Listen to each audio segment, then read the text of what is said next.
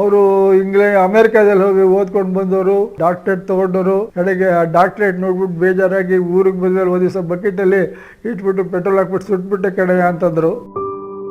ಅವ್ರು ಹೇಳಿದ್ರು, ತೀರ್ಕೊಂಡ ಮೇಲೆ ಏನಾಗುತ್ತೆ, ಸ್ವರ್ಗವೋ ನರಕವೋ, ಮುಂದಿನ ಜನ್ಮವೋ, ಇದೆಲ್ಲ ಒಬ್ಬ ಬೇಜವಾಬ್ದಾರಿ ಮನುಷ್ಯನ ಚಿಂತನೆಗಳು. ಬೆಡ್ಗೆ ಹೋಗಕ್ಕೆ ಮುಂಚೆ ಅವರಿಗೆ ಸ್ಮೋಕಿಂಗ್ ಹ್ಯಾಬಿಟ್ ಇತ್ತು.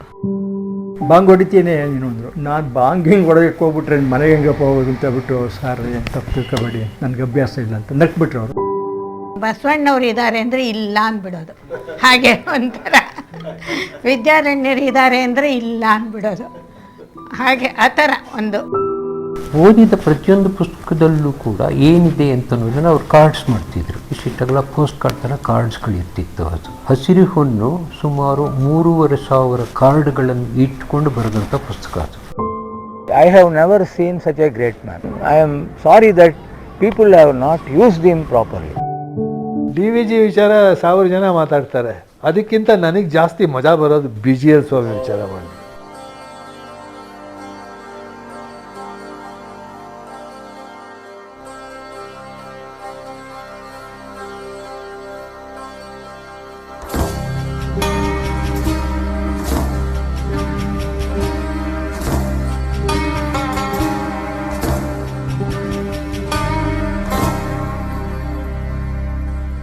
ಕನ್ನಡ ಸದ್ಯ ಕರ್ನಾಟಕದ ಸರಿಸುಮಾರು 6 ಕೋಟಿಗೂ ಮಿಗಿಲಾದ ಜನ ಮಾತನಾಡುವ ಹಾಗೂ ಸಾವಿರಾರು ವರ್ಷಗಳ ಇತಿಹಾಸವುಳ್ಳ ಸುಪುಷ್ಟ ಭಾಷೆ. ಕನ್ನಡ ಸಾಹಿತ್ಯ ಚರಿತ್ರೆಗೆ ಸಾವಿರಾರು ವರ್ಷಗಳ ಧೀಮಂತ ಇತಿಹಾಸವಿದೆ.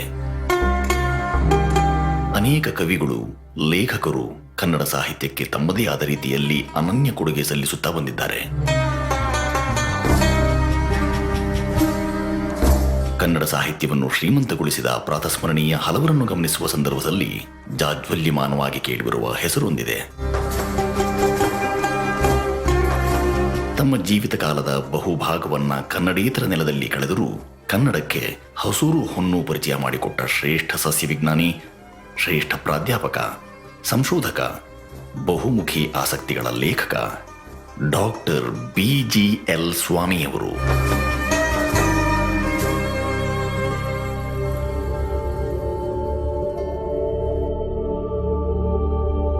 ಬೆಂಗಳೂರು ಗುಂಡಪ್ಪ ಲಕ್ಷ್ಮೀನಾರಾಯಣ ಸ್ವಾಮಿ ಅಥವಾ BGL ಸ್ವಾಮಿ ಬಾಟನಿ ಅಂದರೆ ಸಸ್ಯ ವಿಜ್ಞಾನದಲ್ಲಿ ತಮ್ಮ ಮಹತ್ವದ ಸಂಶೋಧನೆಗಳಿಂದ ಅಂತಾರಾಷ್ಟ್ರೀಯ ಮಾನ್ಯತೆ ಗಳಿಸಿ ಅಜರಾಮರರಾಗಿರುವ BGL ಸ್ವಾಮಿ ಕನ್ನಡ ಸಾಹಿತ್ಯ ಕ್ಷೇತ್ರದಲ್ಲೂ ಆಳವಾದ ಕೃಷಿ ಮಾಡಿ ಹಸೂರು ಹೊನ್ನು, ಕಾಲೇಜು ರಂಗ, ಕಾಲೇಜು ತರಂಗ, ತಮಿಳು ತಲೆಗಳ ನಡುವೆ, ಪ್ರಾಧ್ಯಾಪಕರ ಪೀಠದಲ್ಲಿ, ಪಂಚಕಳಶ ಗೋಪುರ ಮೊದಲಾದ ಅನೇಕ ಮಹತ್ವದ ಕೃತಿಗಳನ್ನು ರಚಿಸಿದವರು. ಕೇವಲ ಸಸ್ಯ ವಿಜ್ಞಾನ, ಸಾಹಿತ್ಯ ಇವಿಷ್ಟೇ ಅಲ್ಲದೆ ಚಿತ್ರಕಲೆ, ಸಂಗೀತ, ಶಾಸನ, ಇತಿಹಾಸ, ಭಾಷೆ, ಸಂಶೋಧನೆ ಹೀಗೆ ಹಲವು ದಿಕ್ಕುಗಳಲ್ಲಿ ತಮ್ಮ ಆಸಕ್ತಿ ಪರಿಶ್ರಮವನ್ನು ಹರಿಯಬಿಟ್ಟಿದ್ದ ತುಂಬು ಜೀವನ ಪ್ರೀತಿಯ ಅಪರೂಪದ ವ್ಯಕ್ತಿತ್ವ ಶ್ರೀ ಸ್ವಾಮಿಯವರದ್ದು. ಖ್ಯಾತ ಲೇಖಕ, ಕೃಷಿ ವಿಜ್ಞಾನಿ ಡಾಕ್ಟರ್ KN ಗಣೇಶಯ್ಯನವರು ಹೇಳುವ ಹಾಗೆ, ನಾನು ಅವ್ರನ್ನ ಒಬ್ಬ ಲಿಯೋನಾರ್ಡೋ ಡಾ ವಿನ್ಸಿ ಅಂತಲೇ ಭಾವಿಸ್ತೀನಿ. ನಮ್ಮ ಪ್ರಪಂಚದಲ್ಲಿ ವಿಜ್ಞಾನ ಮತ್ತು ತಂತ್ರಜ್ಞಾನ ಹಾಗೂ ಕಲೆಗೆ ಲಿಯೋನಾರ್ಡೋ ಡಾ ವಿನ್ಸಿ ಹೇಗೋ ನಮ್ಮ ಭಾರತದಲ್ಲಿ BGL ಸ್ವಾಮಿ ಹಾಗೆ ಅಂತ ನನ್ನ ಅನಿಸಿಕೆ. ಪ್ರಸ್ತುತ ಸಾಕ್ಷ್ಯ ಚಿತ್ರ ಮಹಾಮಹೋಪಾಧ್ಯಾಯ ಶ್ರೀ BGL ಸ್ವಾಮಿಯವರ ಸಾರ್ಥಕ ಬದುಕಿನ ಸಂಜೆಗಣ್ಣಿನ ಹಿನ್ನೋಟ.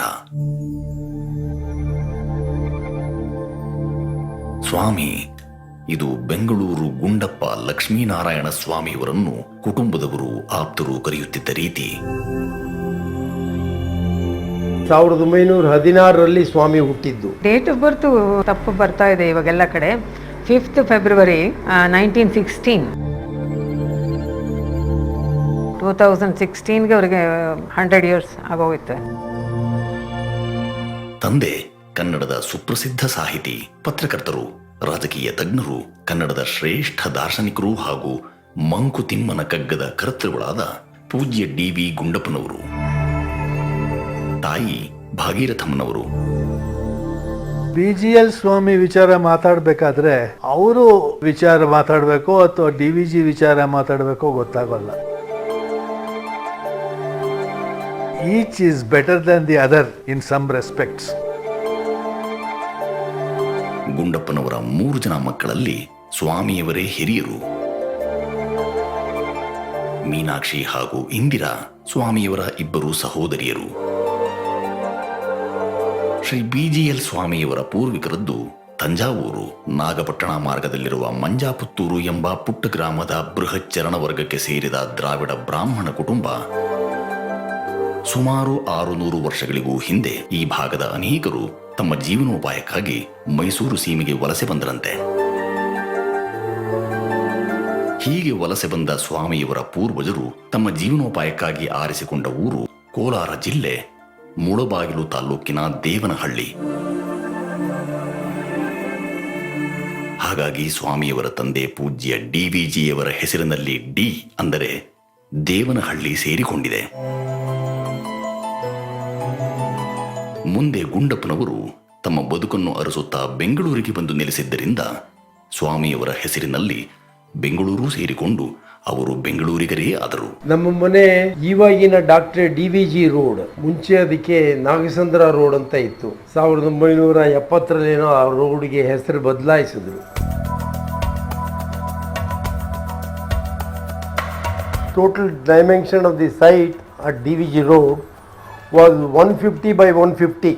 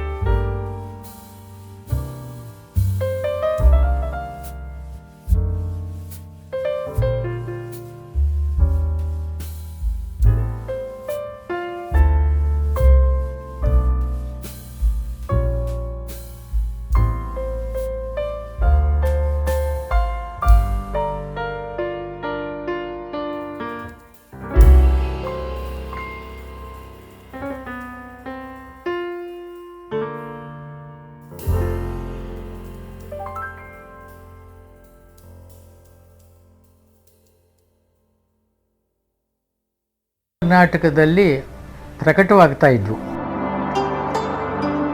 ಶ್ರೀ BGL ಸ್ವಾಮಿಯವರು ಒಬ್ಬ ಸಮರ್ಥ ಲೇಖಕನಾಗಿ ಆರಂಭಿಕ ಹಾಗೂ ಸಂಬದ್ಧ ಹೆಜ್ಜೆ ಇರಿಸಿದ್ದು ಈ ಕಾಲಮಾನದಲ್ಲೇ. ಕಾಲೇಜು ದಿನಗಳಲ್ಲಿ ಅವರು ಬರೆದ ಮೊದಲ ಲೇಖನ ಕದಂಬ ಅದೇ ಶಿರೋನಾಮೆಯ ವೃಕ್ಷದ ಕುರಿತಾದದ್ದು. ಅದು ಇಂಗ್ಲಿಷ್ನಲ್ಲಿ. ಈ ಲೇಖನ ಹಿಂದೂ ಪತ್ರಿಕೆಯಲ್ಲಿ ಪ್ರಕಟವಾಗಿತ್ತು. ಹಿಂದಿನ ಒಂದು ಸಂಚಿಕೆಯಲ್ಲಿ ಅವರು ಕದಂಬ ಅಂತನ್ನುವ ಒಂದು ವೃಕ್ಷ ವಿಶೇಷದ ಬಗ್ಗೆ ವಿಸ್ತಾರವಾಗಿ ಬರೆದ ಲೇಖನವನ್ನು ನಾನು ಭಾಳ ಹಿಂದೆಯೇ ಓದಿದ್ದೆ.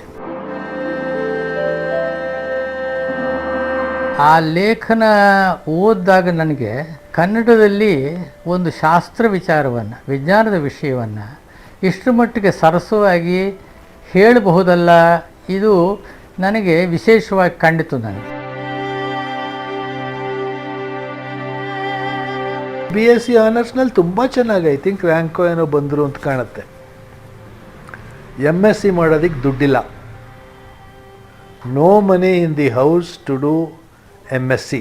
ಆಗ ಅಂದಿನ ಮೈಸೂರು ಸಂಸ್ಥಾನದ ದಿವಾನರು ಹಾಗೂ DVGಯವರ ಆಪ್ತರಲ್ಲಿ ಒಬ್ಬರಾಗಿದ್ದ ದಿವಾನ್ ಸರ್ ಮಿರ್ಜಾ ಇಸ್ಮಾಯಿಲ್ ಅವರು ಸ್ವಾಮಿಯವರಿಗೆ ಕೊಟ್ಟ ಸರ್ಕಾರದ ರೆವಿನ್ಯೂ ಇಲಾಖೆಯ ಕೆಲಸದ ಆಹ್ವಾನವನ್ನು ತನ್ನ ಜೀವನ ವಿಜ್ಞಾನದ ಸಂಶೋಧನೆಗೆ ಮೀಸಲು ಎಂದು ತಿರಸ್ಕರಿಸಿದ ಸ್ವಾಮಿಯವರು 1 ವರ್ಷ ಕಾಲ ಟಾಟಾ ವಿಜ್ಞಾನ ಸಂಸ್ಥೆಯ ಬಯೋಕೆಮಿಸ್ಟ್ರಿ ವಿಭಾಗದಲ್ಲಿ ಸಂಶೋಧಕ ಸಹಾಯಕರಾಗಿ ಕೆಲಸ ಮಾಡುತ್ತಾರೆ.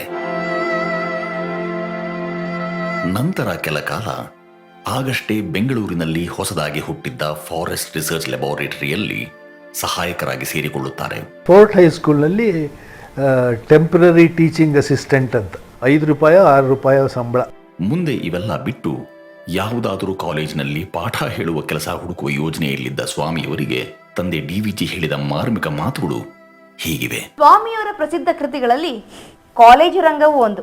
ಈ ಕಾಲೇಜು ರಂಗದ ಆರಂಭದಲ್ಲಿಯೇ ಸ್ವಾಮಿಯವರು ಹೀಗೆ ಬರೀತಾರೆ: ಕಾಲೇಜು ವ್ಯಾಸಂಗ ಮುಗಿದ ಮೇಲೆ ಮುಂದೇನು ಮಾಡಬೇಕೆಂದಿದ್ದೀಯಾ ಎಂದು ನನ್ನ ತಂದೆಯವರು ಕೇಳಿದರು. ಆಗ ನಾನು ಕಾಲೇಜಿನಲ್ಲಿ ಪಾಠ ಹೇಳುವ ಕೆಲಸ ಸಿಕ್ಕಿದ್ರೆ ಎಂದು ರಾಗ ಎಳೆಯುವಷ್ಟರಲ್ಲಿಯೇ ತಂದೆಯವರ ಮುಖ ಅಸಹನೆಯನ್ನು ಅಸಮ್ಮತಿಯನ್ನು ಹೊರಗೆಡೆಯಿತು. ನಿನ್ನ ಮುಂಡಾ ಮೋಸ್ತು, ಪಾಠ ಹೇಳೋ ಯೋಗ್ಯತೆ ಬಂದ್ಬಿಡ್ತೋ ನಿನಗೆ? 1-2 ಅಕ್ಷರ ಕಲಿತು ಪರೀಕ್ಷೆಯಲ್ಲಿ ಪಾಸ್ ಮಾಡಿದ ತಕ್ಷಣ ನೀನು ಪಂಡಿತನಾಗ್ಬಿಟ್ಟಿಯೋ? ಇನ್ನೊಬ್ಬರಿಗೆ ಹೇಳ್ಕೊಡೋದಕ್ಕೆ ನಿನ್ನಲ್ಲಿ ಸಾಕಾದಷ್ಟು ಸರಕಿರ್ಬೇಡ್ವೋ? ಪಾಠ ಹೇಳೋದಕ್ಕೆ ಅಗತ್ಯವಾದ ಜ್ಞಾನಾರ್ಜನೆಯನ್ನು ಮೊದಲು ಮಾಡ್ಕೋ, ಮಿಕ್ಕ ವಿಷಯ ಆಮೇಲೆ ಎಂದು ಗುಡುಗಿದರು. BGL ಸ್ವಾಮಿ ನನ್ನ ದೃಷ್ಟಿನಲ್ಲಿ ಏಕಲವ್ಯ. ಯಾವುದೇ ಮಾರ್ಗದರ್ಶಕರಿಲ್ಲದೆ ತನ್ನ ಮನೆಯಲ್ಲೇ ಮೈಕ್ರೋಸ್ಕೋಪು ಅಥವಾ ಏನೋ ಮೈಕ್ರೋಟೋಮ್ ಅಂತ ವಸ್ತುಗಳಿಟ್ಕೊಂಡು ತಾವೇ ಸಂಶೋಧನೆ ಮಾಡಿ ಥೀಸಿಸ್ನ ಸಬ್ಮಿಟ್ ಮಾಡಿ ಯಾವುದೇ ಮಾರ್ಗದರ್ಶಕರಿಲ್ಲದೆ DSc ತಗೊಂಡ ಏಕೈಕ ವ್ಯಕ್ತಿ BGL ಸ್ವಾಮಿ. ಎಲ್ಲ PhD ಮಾಡಬೇಕಾದ್ರೂ ಒಬ್ಬ ಗೈಡ್ ಇರ್ತಾರೆ, ಆದರೆ ಅವ್ರ ಗೈಡ್ ಇರಲಿಲ್ಲ. Mysore University refused permission to examine the PhD thesis because ಸ್ವಾಮಿ ಅವರಿಗೆ MSc ಡಿಗ್ರಿ ಇರಲಿಲ್ಲ, ಬರೀ BSc ಆನರ್ಸ್. ಆವಾಗ ಅವರು ನಾರಾಯಣ ರಾವ್ ಪ್ರೊಫೆಸರ್ ಆಗಿದ್ದವರು ವಿಚಾರಿಸಿದ್ರಂತೆ, DSc degree is higher than PhD. DSc ಡಿಗ್ರಿಗೆ ಮಿನಿಮಮ್ ಕ್ವಾಲಿಫಿಕೇಶನ್ ಇಲ್ಲ, ಸೊ PhD ಡಿಗ್ರಿಗೆ ಯಾಕೆ ಕೊಡ್ತೀಯಾ? DScಗೆ ಕೊಡು. DScಗೆ ಸಬ್ಮಿಟ್ ಮಾಡಿ DSc ಅವಾರ್ಡು ಆಯಿತು. ಅವರು ಮೈಸೂರು ಯೂನಿವರ್ಸಿಟಿ, ಪಂಜಾಬ್ ಯೂನಿವರ್ಸಿಟಿ ಎರಡಕ್ಕೂ ಸಬ್ಮಿಟ್ ಮಾಡ್ತಾರೆ. ಎರಡೂ ಕಡೆ DSc ಬಂತು ಅಂತ ನಾನು ಕೇಳಿದ್ದೀನಿ ಅವ್ರ ಮೂಲಕ. ಆ ದೃಷ್ಟಿನಲ್ಲಿ ಮತ್ತೆ ಅವರು ಯುನೀಕ್, ಏನೋ ಒಂಥರ ವಿಭಿನ್ನ. 2 ಯೂನಿವರ್ಸಿಟಿಯಿಂದ DSc ಪಡೆದವರು. ಸ್ವಾಮಿಯವರ ಸಂಶೋಧನೆಯ ಕೆಲವು ಲೇಖನಗಳು ಅಂದು ದೆಹಲಿ ವಿಶ್ವವಿದ್ಯಾನಿಲಯದ ಸಸ್ಯಶಾಸ್ತ್ರದ ಪ್ರೊಫೆಸರ್ ಹಾಗೂ ಖ್ಯಾತ ಸಸ್ಯಶಾಸ್ತ್ರ ವಿಜ್ಞಾನಿಗಳಾಗಿದ್ದ ಪಂಚಾನನ ಮಹೇಶ್ವರಿಯವರ ಗಮನಕ್ಕೆ ಬಂದು ಅವರು ಬಹಳವಾಗಿ ಮೆಚ್ಚಿಕೊಂಡು ಜಗತ್ತಿನ ಶ್ರೇಷ್ಠ ವಿಜ್ಞಾನಿಗಳ ಪಟ್ಟಿಯೊಂದನ್ನು ಕೊಟ್ಟು ಅವರೆಲ್ಲರಿಗೂ ಸ್ವಾಮಿಯವರ ಸಂಶೋಧನೆಯ ಲೇಖನಗಳ ಪ್ರತಿಗಳನ್ನು ಕಳಿಸಿಕೊಡಲು ಹೇಳಿದರಂತೆ. ಮಾಹೇಶ್ವರಿಯವರ ಮಾತನ್ನು ಪಾಲಿಸಿದ ಸ್ವಾಮಿಯವರು ಅವರ ಲೇಖನಗಳನ್ನು ವಿಶ್ವದ ಶ್ರೇಷ್ಠ ಸಸ್ಯ ವಿಜ್ಞಾನಿಗಳಿಗೆ ಕಳಿಸುವ ಮೂಲಕ ತಮ್ಮ ಅಂತಾರಾಷ್ಟ್ರೀಯ ಸಂಪರ್ಕ ಬೆಳೆಸಿಕೊಳ್ಳುತ್ತಾ ವಿದ್ಯಾರ್ಥಿ ದೆಸೆಯಲ್ಲಿಯೇ ವಿಶ್ವವಿಖ್ಯಾತಿಯ ಸಸ್ಯ ವಿಜ್ಞಾನಿಗಳಲ್ಲಿ ಒಬ್ಬರಾಗುವ ಕಡೆ ಹೆಜ್ಜೆ ಹಾಕತೊಡಗಿದರು.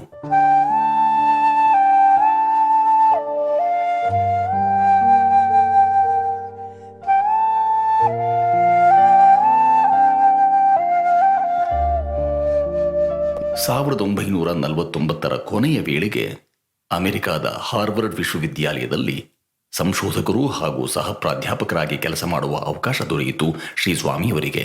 ಭಾರತ ಸರ್ಕಾರದಿಂದ ಅವ್ರಿಗೊಂದು ಸ್ಕಾಲರ್ಶಿಪ್ ಸಿಕ್ತು. ಅವರು ಹಾರ್ವರ್ಡ್ಗೆ ಹೋದರು. ಹಾರ್ವರ್ಡಲ್ಲಿ ಬೈಲಿ ಅಂತ, ಅರ್ವಿನ್ ಬೈಲಿ ಅಂತ ಅತ್ಯಂತ ವಿಶ್ವವಿಖ್ಯಾತ ಬಾಟನಿಸ್ಟ್ ಅವರು, ಅವರ ಕೈ ಕೆಳಗಡೆ ಕೆಲಸ ಮಾಡಿದರು ಅವರು.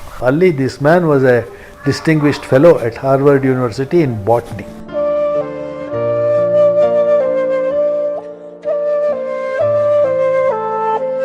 ಸುಮಾರು 4-5 ಯಾರೂ ಕಂಡುಹಿಡಿದಂಥ ಕೆಲವು ಸಸ್ಯಗಳನ್ನು ಕಂಡುಹಿಡಿದ್ರು ಅವರು. ಅದಕ್ಕೆ ಅವರ ಗುರುವಿನ ಹೆಸರುಗಳನ್ನೇ ಇಟ್ಟಿದ್ದಾರೆ ಅವರು.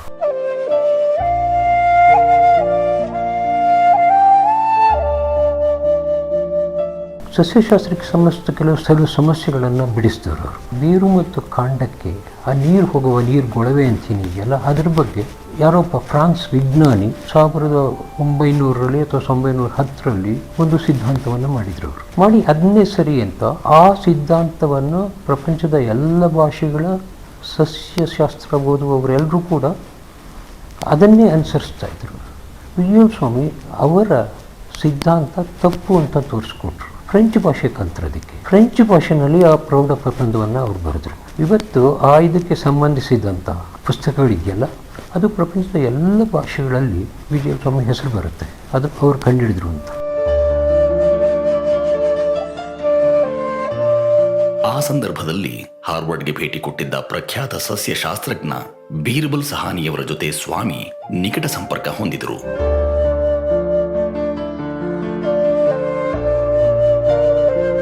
ಸಸ್ಯಶಾಸ್ತ್ರದಲ್ಲಿ ಅವರು is A master by himself. ಆ ಥರದವರು. ನ್ಯಾಷನಲ್ ಕಾಲೇಜ್ ಪಕ್ಕದಲ್ಲಿ ಚಂದ್ರಶೇಖರ್ ಬೂಲೆವಾ ಅಂತ ಒಂದು ರಸ್ತೆ ಇದೆ, ಇಷ್ಟವರೆಗೆ ನೋಡ್ರಿ. ಈ ಎಲ್ಲ ಗಿಡಕ್ಕೂ ವೈರಸ್ ಹತ್ತಿದೆ, ಇನ್ನು ಸ್ವಲ್ಪ ದಿವಸದಲ್ಲಿ ಇವೆಲ್ಲ ಬೋಳಾಗತ್ತೆ ಅಂದರು.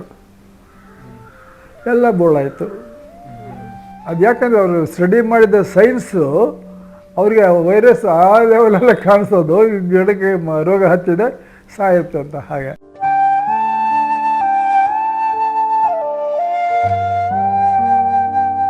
ಅಮೆರಿಕಾದಿಂದ ಹಿಂತಿರುಗುವ ವೇಳೆಗೆ ಅವರಿಗೆ ಕೇಂಬ್ರಿಡ್ಜ್ ವಿಶ್ವವಿದ್ಯಾನಿಲಯದಿಂದಲೂ ಅಮೆರಿಕದ ಇಲಿನಾಯ್ಸ್ ವಿಶ್ವವಿದ್ಯಾನಿಲಯದಿಂದಲೂ ಆಹ್ವಾನಗಳು ಬಂದಿದ್ದವು.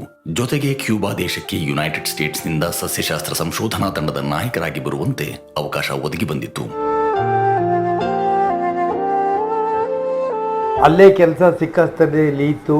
ಆದರೆ ತಂದೆ ಹೇಳಿದ್ರು, ಇಲ್ಲ ನೀನು ವಾಪಸ್ ಬರಬೇಕಾದ್ದು ಅಂತ. ಸೊ ಬಂದ್ಬಿಟ್ರು ಅವರು ವಾಪಸ್. He could not find a job as soon as he returned. So he has to get himself employed in Madras University Botany Department as a pool officer. Pool officer is a post that was highly temporary and was given to people who return from abroad, and it was given for a period of 2 to 3 years till they find another job in India. ಆಗಿನ ಕಾಲದಲ್ಲಿ PhD-ನೋ DSc-ನೋ ಹಾರ್ವರ್ಡೋ ವಿರ್ವರ್ಡೋ ಕೆಲಸ was not easy. Even though he was Harvard returned, he was very badly treated by the then professor of Madras University, Botany Department. I don't want to name him. Professor Swami was an independent thinker, he was a proficient scholar, he was very good at botany, and on the other hand the professor was not that great, and because of this treatment perhaps he also had frustration.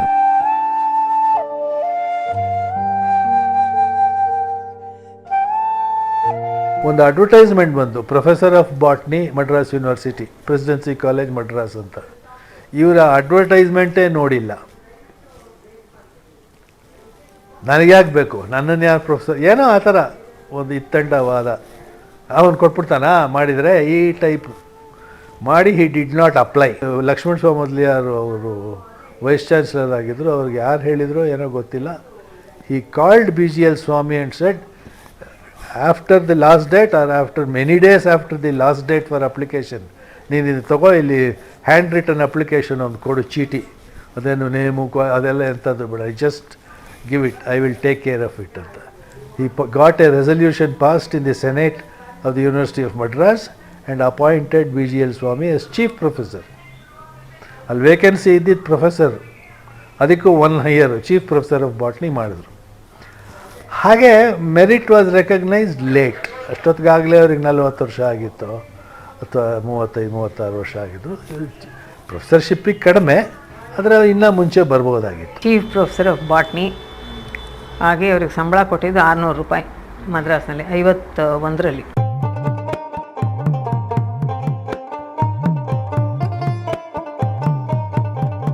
ಅಲ್ಲಿಂದ ಸುಮಾರು 28 ವರ್ಷಗಳ ಕಾಲ ಸ್ವಾಮಿಯವರು ಇದೇ presidency ಕಾಲೇಜಿನ ಪ್ರಾಧ್ಯಾಪಕರಾಗಿ ಪ್ರಾಂಶುಪಾಲರಾಗಿ ಕೆಲಸ ಮಾಡಿದರು. ಈ 28 ವರ್ಷಗಳು ಸ್ವಾಮಿಯವರ ಬದುಕಿನ ಅವಿಸ್ಮರಣೀಯ ಭಾಗ. ಏಕೆಂದರೆ ಈ ಕಾಲಘಟ್ಟದಲ್ಲಿ ಸ್ವಾಮಿಯವರ ಹಲವು ಆಸಕ್ತಿಗಳ ವಿರಾಟ್ ದರ್ಶನವೇ ಆಯಿತು. ತಂದೆಗಿದ್ದ ವಿನಯ ಅವರ ಮಗನಿಗೂ ಬಂದಿತ್ತು. ವಿದ್ಯೆಯ ವಿಷಯದಲ್ಲಿ, ಕಲಿಯುವ ವಿಷಯದಲ್ಲಿ, ಆಸಕ್ತಿಗಳ ವಿಷಯದಲ್ಲಿ.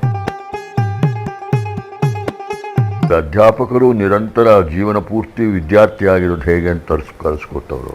ಕಲಿಯುವ ಮಾರ್ಗದಲ್ಲಿ ಬರುವ ವಿದ್ಯಾರ್ಥಿಗಳ ಜೊತೆಗೆ ನಮ್ಮ ಜ್ಞಾನವನ್ನು ಹಂಚಿಕೊಳ್ಳೋದು, ಬೆಳೆಸಿಕೊಳ್ಳೋದು, ಇದನ್ನು ಕಲಿಸ್ಕೊಟ್ಟವರು ಸ್ವಾಮಿ.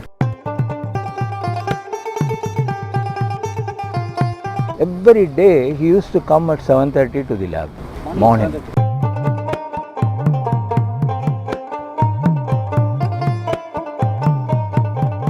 ಪಾಠ ಮಾಡುವ ಸಂದರ್ಭವನ್ನು ಸ್ವಾಮಿಯವರು ಹೀಗೆ ವಿವರಿಸ್ತಾರೆ.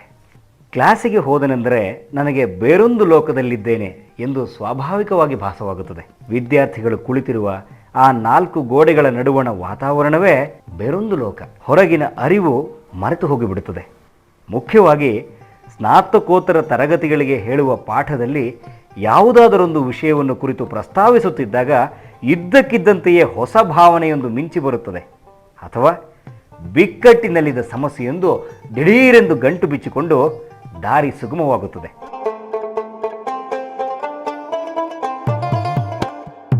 And he advised me one thing: if you are going to study only botany and if you are going to only specialize in botany, you are not going to become a well-known botanist. Unless you study many other disciplines, you cannot become a very good botanist.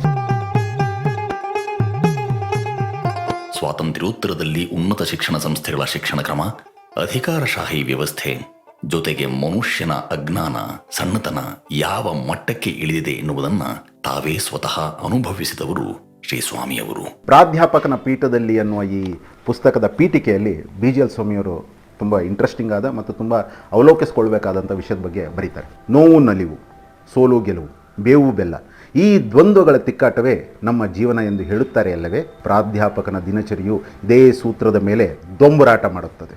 ಇದು ಒಂದು ದಿಕ್ಕಿನ ದುರವಸ್ಥೆಯಾದರೆ ಶೈಕ್ಷಣಿಕ ವೃತ್ತಿಗೆ ಅಗತ್ಯವಾದ ತಳಹದಿಯಾಗಲಿ, ಜ್ಞಾನಾರ್ಜನೆಯ ಪೀಪಾಸೆಯಾಗಲಿ ಇಲ್ಲದ ಉಪಾಧ್ಯಾಯರ ಸಂಖ್ಯೆ ಇನ್ನೊಂದು ದಿಕ್ಕಿನಲ್ಲಿ ಅಣಬೆಯಂತೆ ಬೆಳೆಯುತ್ತಿದೆ. ಉಪಾಧ್ಯಾಯರ ಆಯ್ಕೆಯ ವಿಧಾನಗಳ ಅರ್ಹತೆಯನ್ನು ಅನುಸರಿಸಿ ನಡೆದ ಹೊರತು ನಮ್ಮ ಶಿಕ್ಷಣ ಮಟ್ಟ ಏರುವ ಅವಕಾಶ ಒದಗದು.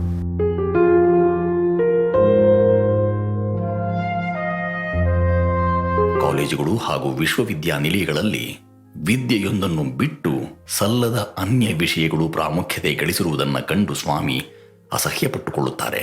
ನಮ್ಮ ವಿಶ್ವವಿದ್ಯಾನಿಲಯಗಳ ಪಾಠಕ್ರಮ ಮತ್ತು ಅಲ್ಲಿನ ಸಂಶೋಧನೆಯ ಅವಾಂತರಗಳ ಕುರಿತು ಸ್ವಾಮಿಯವರು ಹೀಗೆ ಬರೀತಾರೆ. ಪಾಶ್ಚಿಮಾತ್ಯ ದೇಶದ ವಿದ್ಯಾರ್ಥಿಗಳು ಚಿಕ್ಕಂದಿನಿಂದಲೂ ಪ್ರತಿಯೊಂದು ವಿಚಾರವನ್ನ ಏತಕ್ಕೆ ಹೀಗಾಗುತ್ತದೆ ಎಂದು ಯೋಚಿಸುತ್ತಾರೆ. ಪ್ರಶ್ನಿಸಿ ಉತ್ತರ ಪಡೆದುಕೊಳ್ಳುವ ಅಭ್ಯಾಸ ಅವರದು. ನಮ್ಮ ದೇಶದಲ್ಲಿ ಯಾವ ಸಮಸ್ಯೆಯ ಬಗ್ಗೆ ಸಂಶೋಧನೆ ನಡೆಸುತ್ತೀರಿ ಎಂದು ಕೇಳಿದರೆ ನೀವು ಏನು ಹೇಳಿದ್ರೆ ಅದನ್ನು ಮಾಡ್ತೀವಿ ಸರ್ ಎಂದು ಹೇಳುತ್ತಾರೆ. ಅವರಿಗೆ ಏನು ಮಾಡಬೇಕೆಂದೇ ಗೊತ್ತಿರುವುದಿಲ್ಲ. ಇಷ್ಟಾದರೂ ಅವರು ತಮ್ಮ ಕರ್ತವ್ಯಕ್ಕೆ ಲೋಪ ತಂದುದಿಲ್ಲ, ವ್ಯವಸ್ಥೆ ಸರಿಹೋಗುವ ವಿಶ್ವಾಸ ಕಳೆದುಕೊಂಡುದಿಲ್ಲ.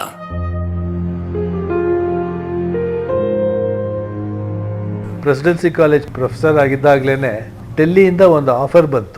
ಡೆಲ್ಲಿನಲ್ಲಿ ಒಬ್ಬರು ಹಫೀಜ್ ಮೊಹಮ್ಮದ್ ಇಬ್ರಾಹಿಂ ಅಂತ scientific research and cultural affairs ಮಿನಿಸ್ಟ್ರಿಗೆ ಮಿನಿಸ್ಟರ್ ಆಗಿದ್ರು. ಅವರು ಉರ್ದು ಸ್ಕಾಲರ್, ನೆಹರು ಕ್ಯಾಬಿನೆಟ್ನಲ್ಲಿ. He invited professor Swami to become chairman of this botanical survey of India. Botanical survey of India ಅನ್ನೋದು government organisation, equivalent to secretary to the government of India ಏನೇನೋ ಆಗಿತ್ತು. Presidency ಕಾಲೇಜ್ನಲ್ಲಿ ಎಷ್ಟು ಸಂಬಳ ಬರ್ತಿತ್ತು ಅದಕ್ಕೆ 3-4 ಸಂಬಳ.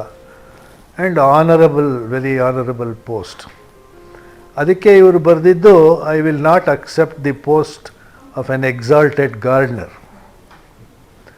ನಾನು ಮಾಡೋದು ರಿಸರ್ಚು, ನಾನು ಪ್ರಪಂಚ ಎಲ್ಲ students, staff member, laboratory, library. ನಾನು ಅಲ್ಲಿ ಬಂದು ಕೂಲಿಗಾರ ಕೆಲಸ ಮಾಡೋಕ್ಕೆ ಇಷ್ಟ ಇಲ್ಲ ನನಗೆ. ಮದರಾಸಿನ ಪ್ರೆಸಿಡೆನ್ಸಿ ಕಾಲೇಜಿನ ಅಧ್ಯಾಪನದ ದಿನಗಳಲ್ಲೇ ಸ್ವಾಮಿಯವರು ಕನ್ನಡದ ಒಬ್ಬ ಮಹತ್ವದ ಬರೆಹಗಾರರಾಗಿ ರೂಪುಗೊಂಡದ್ದು. BGL ಸ್ವಾಮಿಯವರು ನನ್ನ ದೃಷ್ಟಿನಲ್ಲಿ ಒಂದು ಹೊಸ ಅಲೆಯನ್ನೇ ತಂದರು ಬರಹದಲ್ಲಿ ಅಂತ ಹೇಳ್ಬೋದು. ಎಂಥ ಅಲೆ ಅಂದರೆ ಅದನ್ನು ಮತ್ತೊಬ್ಬರು ಫಾಲೋ ಮಾಡೋಕ್ಕಾಗಲಿಲ್ಲ.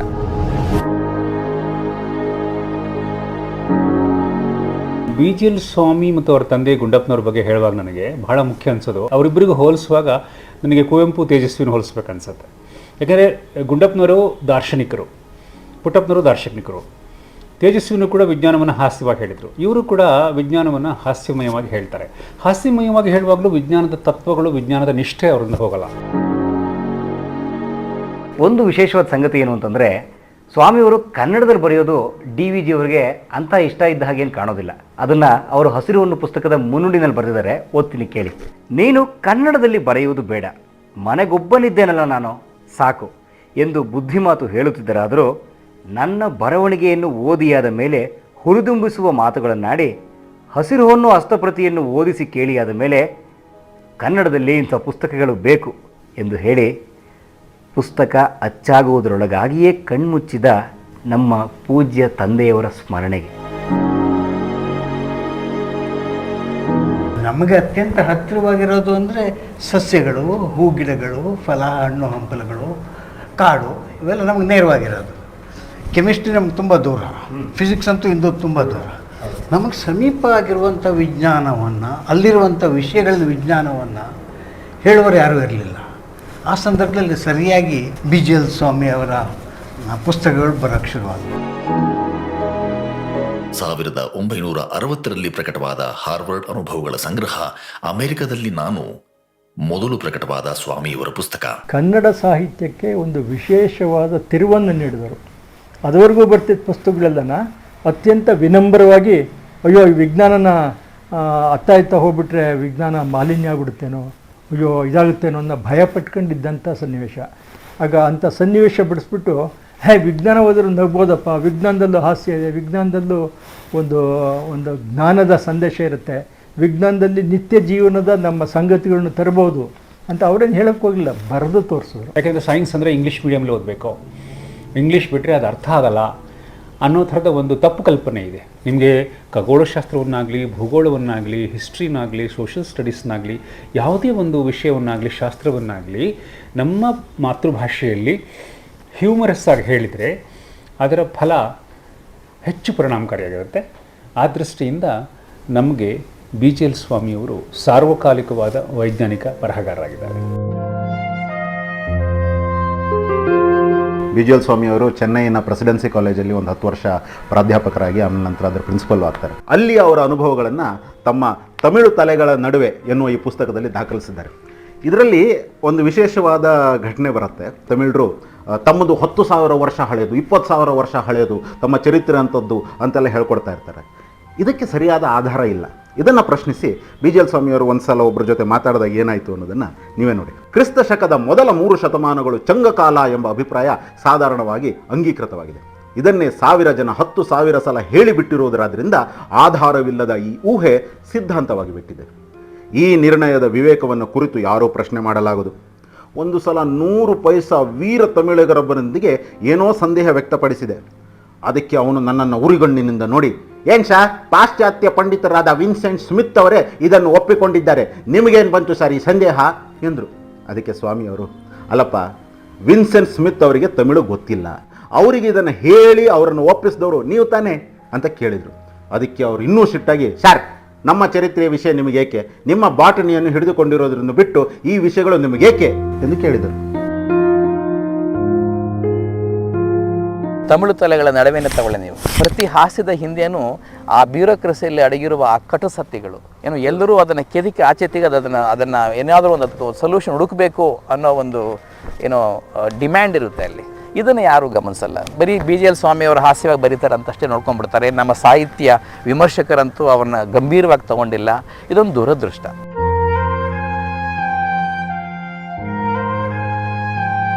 ಸಾಹಿತಿಯಾಗೂ ಅವ್ರನ್ನ ಮೈಕ್ರೋಸ್ಕೋಪ್ ಆಗಿ ನೋಡಿಲ್ಲ, ಇತ್ತ ವಿಜ್ಞಾನದಲ್ಲೂ ಒಂದು ಮೈಕ್ರೋಸ್ಕೋಪ್ ಅವರು ನೋಡಿಲ್ಲ. ಇದು ದುರದೃಷ್ಟ. ಯಾಕೆಂದರೆ ಅವರು ಕಟು ವ್ಯಕ್ತಿ. ಹಾಸ್ಯದಲ್ಲಿ ಹಾಗೆ ಕಟು ಸತ್ಯ ಅದು ಅಡಗಿದೆ ಅಂತ ಹೇಳಿದ್ನೋ ಹಾಗೆ ಕಟುವಾಗಿ ಮಾತಾಡ್ತಿದ್ರು ಕೂಡ. ಈ ಕಟುವಾಗಿ ಮಾತಾಡಿದವರಿಗೆ ಈ ದೊಡ್ಡ ದೊಡ್ಡ ಸಾಹಿತ್ಯ ಅಕಾಡೆಮಿಗಳ ಪರಿಷತ್ತುಗಳ ಏನೋ ಅಧ್ಯಕ್ಷರಾಗಿರೋರಿಗೆ ಪಾಪ ಹಿಡಿಸಲಿಲ್ಲ ಅಂತ ಕಾಣುತ್ತೆ. ಅವ್ರು ಯಾರೂ ಅವ್ರನ್ನ ಗಣನೆ ತಗೊಳ್ಳೇ ಇಲ್ಲ.